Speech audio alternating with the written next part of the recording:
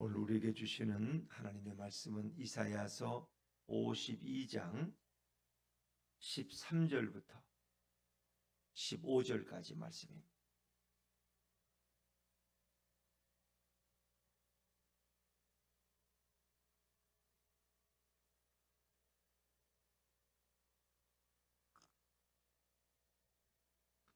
구약성경 1032쪽 이사야서 52장 13절부터 15절까지 말씀.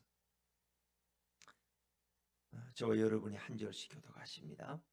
보라, 내 종이 형통하리니 받들어 높이 들려서 지극히 존귀하게 되리라. 전에는 그의 모양이 타인보다 상하였고 그의 모습이 사람들보다 상하였으므로 많은 사람이 그에 대하여 놀랐거니와 같이 읽습니다. 그가 나라들을 놀라게 할 것이며 왕들은 그로 말미암아 그들의 입을 봉하리니 이는 그들이 아직 그들에게 전파되지 아니한 것을 볼 것이요 아직 듣지 못한 것을 깨달을 것임이라. 아멘. 할렐루야. 이 새벽에 나오신 여러분 위에 우리 주님의 축복과 은혜가 함께하기를 간절히 바랍니다. 사실 이사야 52장의 이 마지막 부분은 이 3절은 그냥 안 읽고 지나가도 괜찮은데 사실은 이 부분이 52장에서 제일 중요한 내용을 담고 있습니다.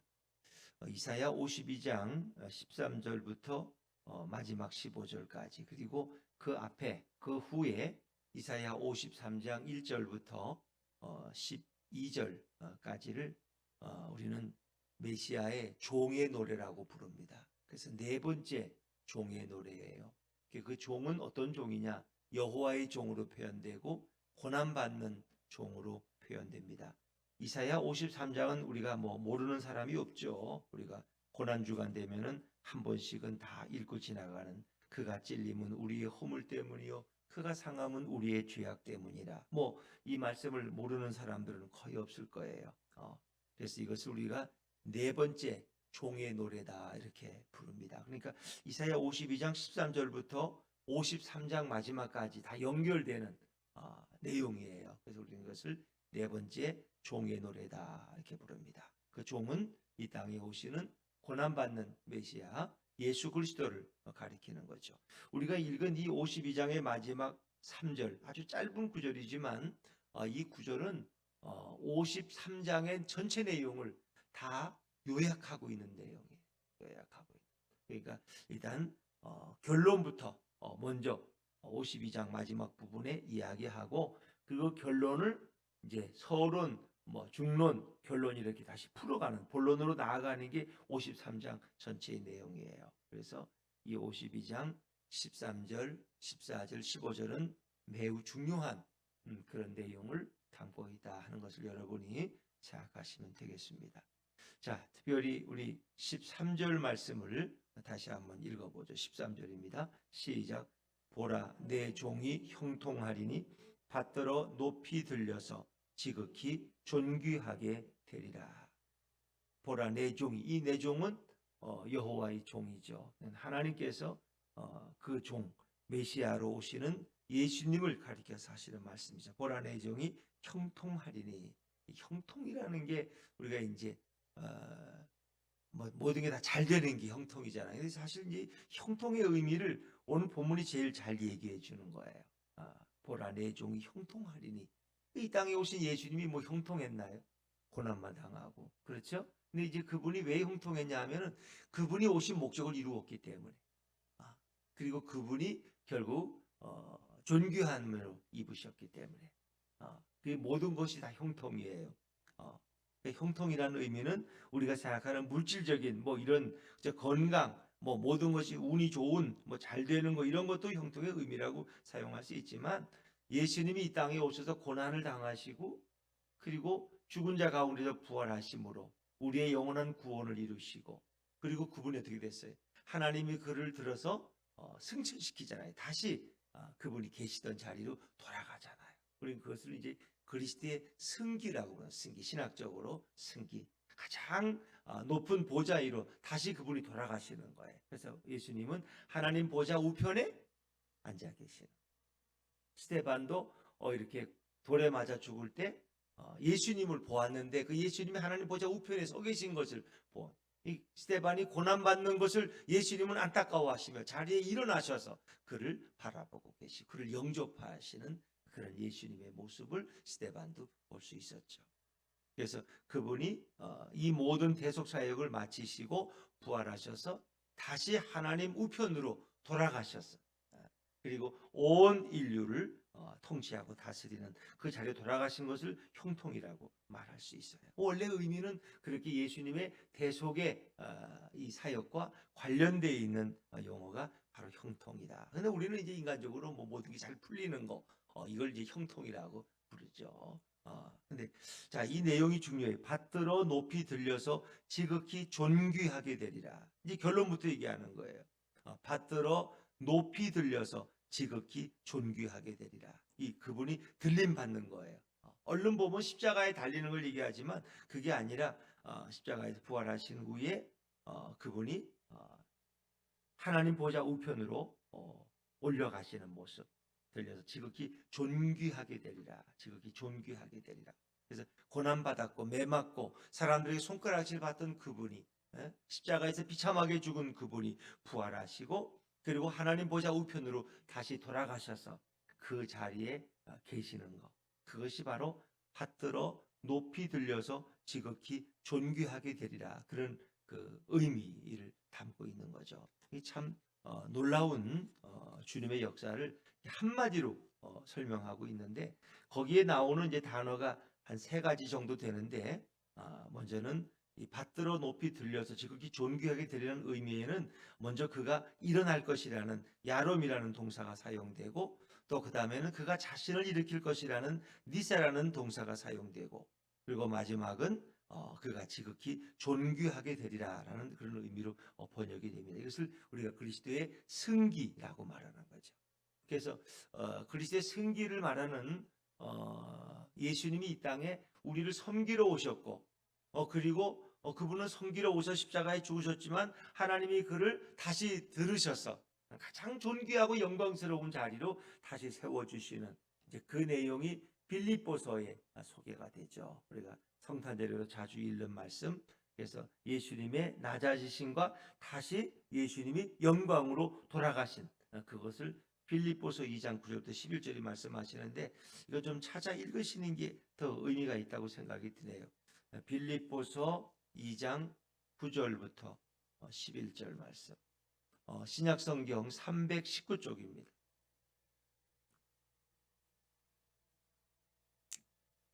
이게 바로 이사야서 52장 13절 말씀을 바울은 주님의 성령의 계시로 이렇게 기록해 놓고 있는 거예요. 빌립보서 2장 9절부터 11절 찾으셨으면 아멘 하시죠? 네, 같이 한번 천천히 읽어볼게요. 시작.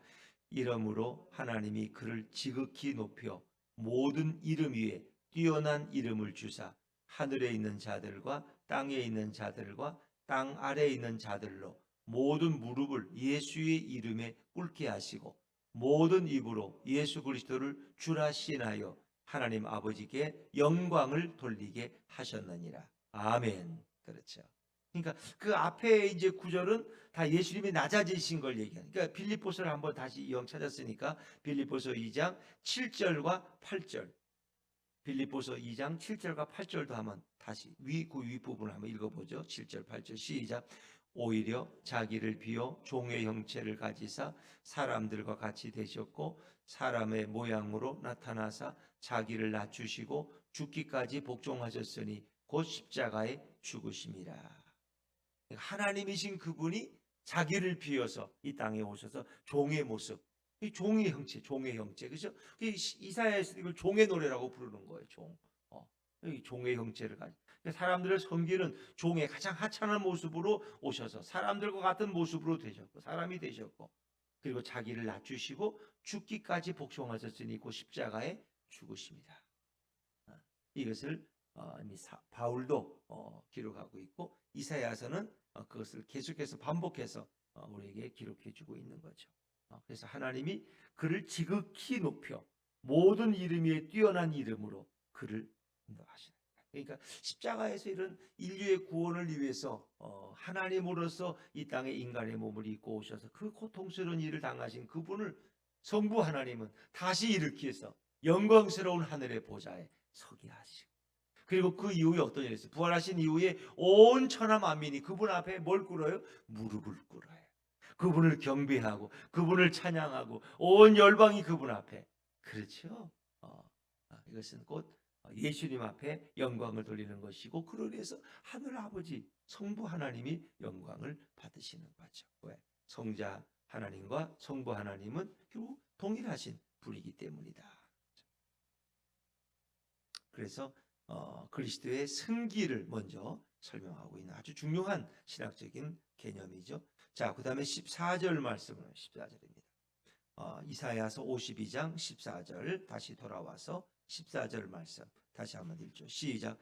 전에는 그의 모양이 타인보다 상하였고 그의 모습이 사람들보다 상하였으므로 많은 사람이 그에 대하여 놀랐거니와. 전에는, 그러니까 그분이 이제 하늘로 올라가기 전에 우리가 승천이라고 표현, 감남산에 사도행전 1장에 보면 그분이 감남산에서 승천하신 거고, 이제 우리 신학적으로 승기라고 이렇게 표현하는데, 전에는 그의 모양이 타인보다 상하였고 다른 사람들과 비교할 수 없다. 또 그의 모습이 사람들보다 상하였으므로, 그 말씀이 두 번 반복돼요. 그 얼굴이 상했어. 너 얼굴이 상했구나. 근데 보통 이렇게 조금 잠을 못 자가지고 어제 그 월드컵 보느라고 잠을 못 잤더니 얼굴이 좀 이렇게 푸석푸석하네, 그런 정도가 아니라 사람의 모습으로 보기 어려울 정도로 일그러진 비참한 몰골, 그렇게 되셨다는 거예요. 많은 사람이 그래서 그에 대해 놀랬어. 도대체 사람이 어떻게 이렇게 될 수 있나. 십자가에서 창에 찔리시고 가시가 면류관을 쓰시고 피를 흘리시고 처참하게 죽어간 벌거벗겨져서 그 모습은 사람의 몰골이 아니야. 이제 그걸 설명하는 거예요.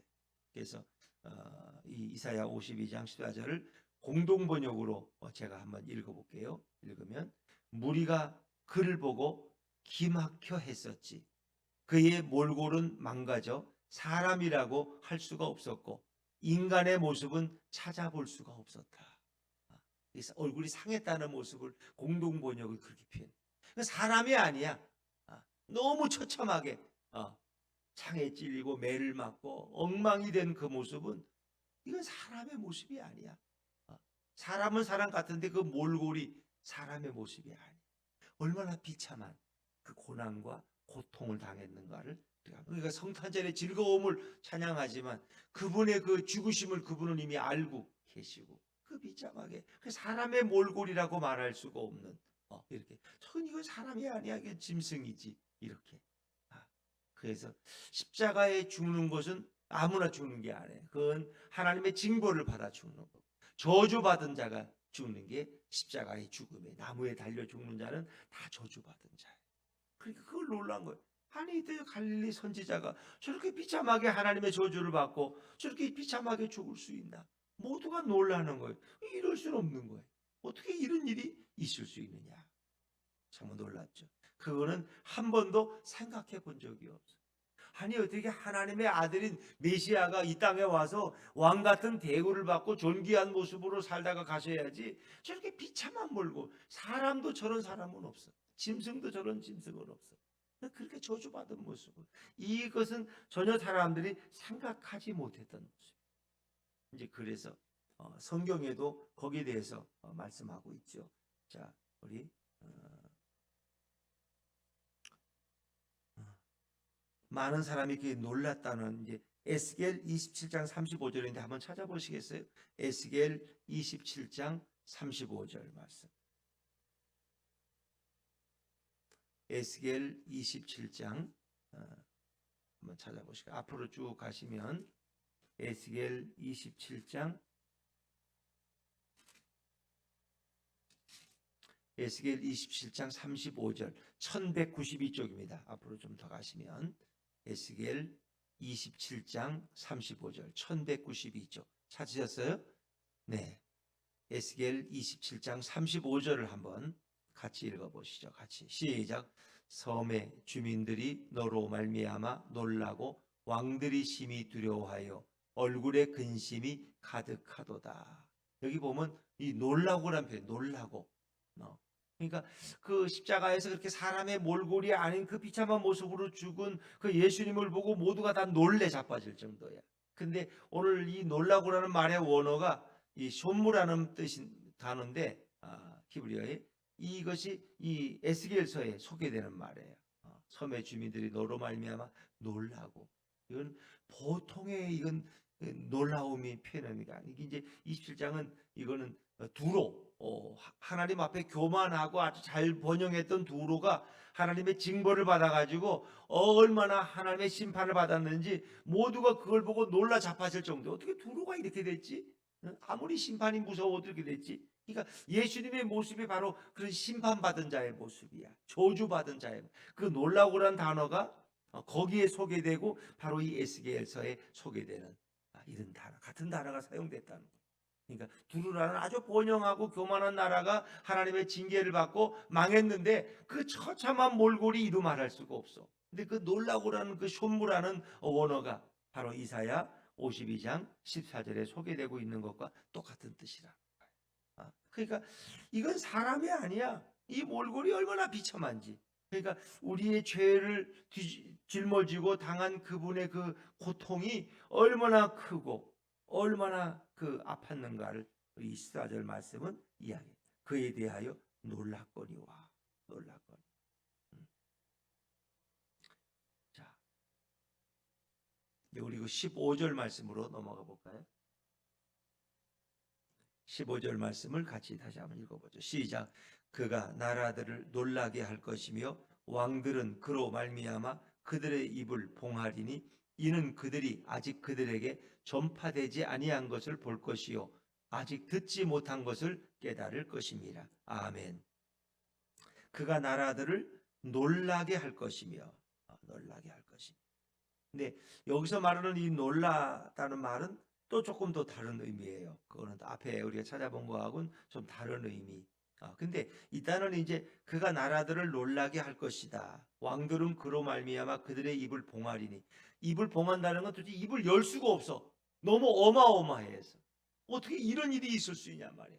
사람이 어떻게 저주를 받아도 저런 일을 당할 수 있느냐. 이제 그런 의미로 입을 봉했는데 여기서는 의미는 이제 이 놀랬다는 의미는 먼저는 두 가지 의미가 있어요. 첫 번째는 메시아로 오신 그분이 어떻게 저렇게 비참한 모습으로 변했을까 하는 그것에 대해서 사람들은 이스라엘 백성들은 먼저 놀랄 거예요. 그 심한 고통과 외형이 일그러진 그 참혹한 종으로서의 모습을 통해서 놀래고 다음에 또 한 가지 열방이 나라들을 놀라게 할 것이다. 나라들이 왜 놀랐느냐? 예수 그리스도가 이 땅에 오셔서 십자가의 그 고난과 대속의 사건을 통해서 하나님을 알지 못하던 그들에게 놀라운 구원의 복음이 증거된 것에 대해서. 그래서 이방이 그 예수님의 십자가 사건을 이유로 어떻게 되는 거예요? 복음이 전 세계에 증거되는 거예요. 예수의 십자가의 복음, 그 고난과 부활의 복음이 증거돼서 수많은 인류가 결국 예수님의 그 대속적인 죽음을 통해서 그들이 구원받게 됨을 보고 놀랄 것이다. 이런 두 가지 의미의 놀람의 의미가 있다는 거예요. 그러니까 예수님의 종의 사역으로 인해서 전 열방에 전 세계에 확대된 이 복음의 역사를 보고 그들이 놀란다. 어떻게 이스라엘 땅에만 믿던 저 여호와 하나님에 대한 신앙이 그의 아들 예수가 오심으로 전 세계의 사람들이 예수를 믿고 구원받는다는 이 놀라운 사실을 보고 그들이 놀라게 될 것이다. 그런 의미가 있어요.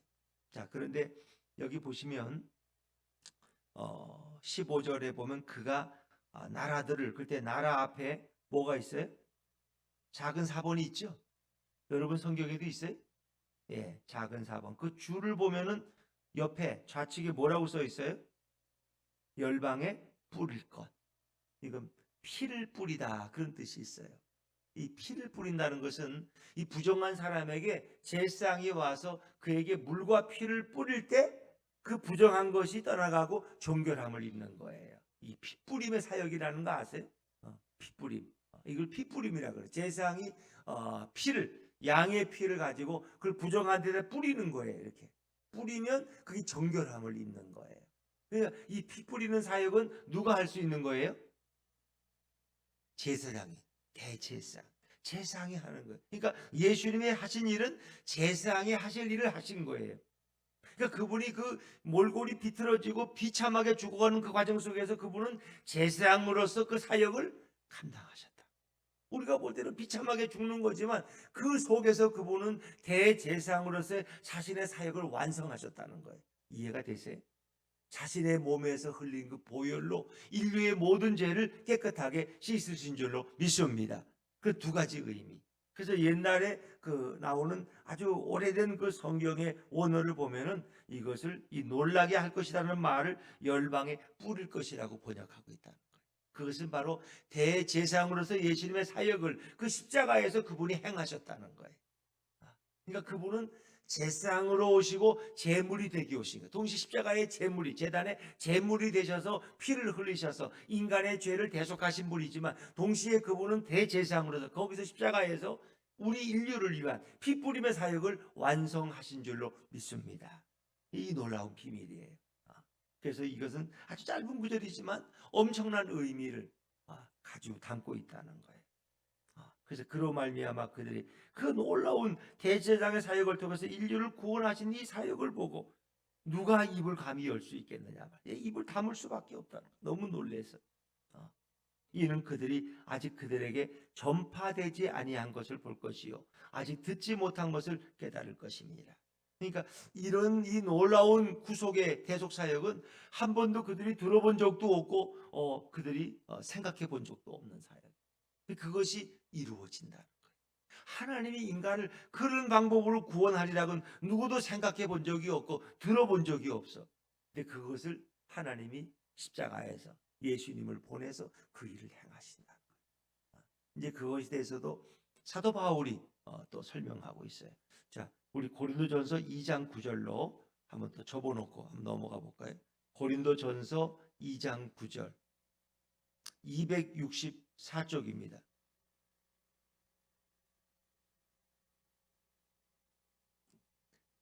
고린도전서 2장 9절입니다. 고린도전서 2장 9절 사도 바울이 기록한 전서죠. 2장 9절 다 찾으셨으면 아멘 하시고요. 네, 한번 읽어보시죠. 기록된 바부터 시작. 기록된 바 하나님이 자기를 사랑하는 자들을 위하여 예비하신 모든 것은 눈으로 보지 못하고 귀로 듣지 못하고 사람의 마음으로 생각하지도 못하였다 함과 같으니라. 하나님이 자기를 사랑하는 모든 자를 위하여 예비하신 모든 것, 이 구원의 놀라운 비밀을 예비하셨어요. 구원의 사건을, 우리 인류를 구원할. 근데 그건 눈으로 보지도 못했고 귀로 듣지도 못했고 사람의 마음으로 생각하지도 못하였다. 이거 비밀에 담겨져 있는 거예요. 구약에서는 이런 말씀이 이미 구약에서는 계속 나와도 구약의 성경을 읽은 유대인들은 그게 뭔 뜻인지 몰랐다는 거예요. 눈으로 보지도 못하고 귀로 듣지도 못하고 마음으로 생각하지도 못, 깨닫지도 못했던 일을 하나님이 행하셨다. 그래서 이제 이 고린도전서 2장에서는 이 모든 것이 하나님이 계획하신 구원의 비밀 사건이, 그걸 이미 이해가. 우리가 조금 더 올라가서 2장 7절, 고린도전서 2장 7절 이미 찾았으니까 고린도전서 2장 7절을 한번 읽어볼까요? 고린도전서 2장 7절 시작. 오직 은밀한 가운데 있는 하나님의 지혜를 말하는 것으로서 곧 감추어졌던 것인데 하나님이 우리의 영광을 위하여 만세전에 미리 정하신 것이라.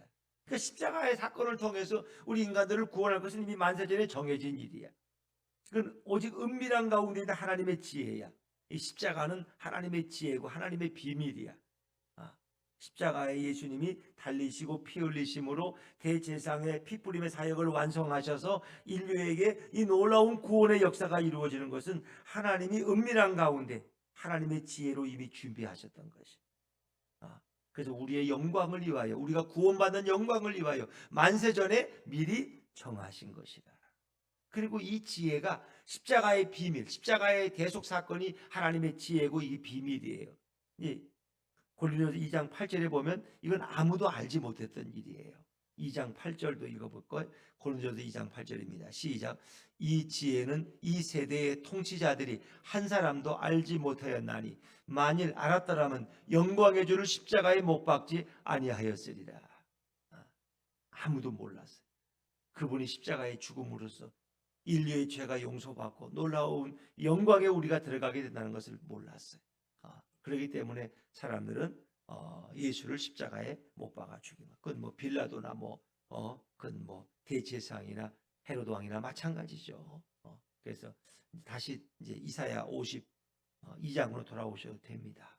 그래서 이 모든 건 사람들이 한 번도 생각해 본 적이 없던 이런 놀라운 구속의 역사가 여기에서 일어나고 있다. 그러니까 이제 구약 성경 속에서 첫 번째 구원의 사건은 애굽에서 이스라엘 백성을 이끌어내신 출애굽 사건. 이게 바로 모형이 되는 거예요. 예수님이 행하실 구원 사건의 첫 번째 예표. 두 번째 예표는 바벨론에서 포로되어 있던 그들을 다시 구원해서 이끌어내시는, 해방시키시는, 이게 두 번째 구원의 사건이에요. 그리고 이제 그것은 다 그림자여서 실제 그 구원의 사건은 예수님이 오심으로써 십자가에 자신의 몸을 내던지고 고난받는 종으로 거기서 어린 양처럼 살이 찢겨지고 창에 찔리고 목마름을 당하시고 그 고난의 고통을 통해서, 그러나 그 속에서 예수님은 대제사장의 피 뿌림의 사역을 완성하시고, 그렇죠? 죽은 자 가운데서 다시 부활하신. 그러니까 그분은 3일 동안 어디가 계셨느냐? 인간들이 들어가는 그 지옥의 음부에 떨어져 계시다가 하나님이 다시 그를 일으키셔서 영원한 부활의 구주가 되게 하셨어요. 이제 그걸 뭘 상징해? 지옥에 떨어질 우리 인생들을 예수님의 십자가의 사건과 부활을 통해서 우리를 영원한 천국으로 인도하실 것을 말씀하고 있는 것이죠. 그래서 우리가 이 순환받는 종, 여호와의 고난받는 종의 사역을 통해서 인류가 죄로부터 구원받고 영원한 주님의 품에 안기는 것을 생각하면 정말 우리가 할 수 있는 건 불평할 수가 없는 거예요. 찬양과 감격과 그 놀라운 경이로움에 대한 경외밖에 없는 거예요.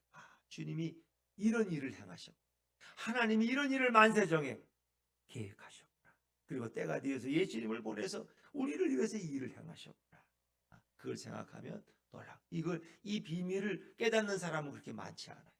그래서 성경은 아주 놀라운 사실을 설명하고 있고, 또 우리가 이 대림절에 이사야 53장에 태어나신 그 기쁨과 즐거움을 노래하는 것도 좋지만은 그분이 이 땅에 오셔서 우리를 위해서 행하신 그 놀라운 위대한 구속의 비밀을 우리가 바로 알고, 그분이 우리와 오늘도 살아계시고 우리를 영원한 천국으로 인도하실 하나님이시고 영원한 구원자라는 사실을 깨닫게 될 때에 이 성탄은 더 큰 의미가 있는 거예요.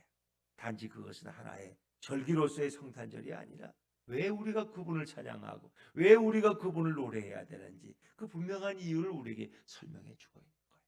내일도 이사야 53장 우리가 늘 고난주간마다 읽었던 그런 말씀이지만 우리 그 말씀을 다시 묵상하면서 정말 성탄과 이 고난의 이 의미가 어떻게 연결되어질 수 있는지 다시금 우리가 깊이 묵상할 수 있는 내일이 되었으면 좋겠습니다. 기도하겠습니다.